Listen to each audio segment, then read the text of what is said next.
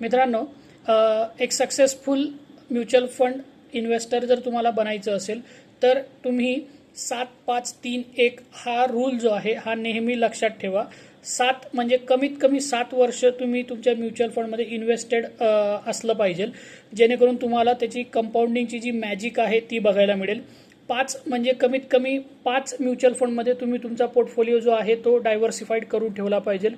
3 म्हणजे disappointment, irritation आणि पॅनिकमध्ये कधीही तुम्ही तुमचा पोर्टफोलिओ जो आहे तो विकू नका किंवा तुमचा म्युच्युअल फंडच्या SIP बंद करू नका। आणि एक म्हणजे स्टेप अप, म्हणजे की दरवर्षी कमीत कमी 10% तुम्ही तुमच्या SIP ज्या आहेत त्या वाढवल्या पाहिजे, जेणेकरून तुम्हाला म्युच्युअल फंडमध्ये फास्ट आणि चांगल्या प्रकारे ग्रोथ बघायला मिळेल। अजून असले इन्फॉर्मेटिव्ह व्हिडिओसाठी तुम्ही माझे चॅनल सबस्क्राईब करू शकताय किंवा व्हॉट्सअपद्वारे माझ्याशी कॉन्टॅक्ट करू शकताय।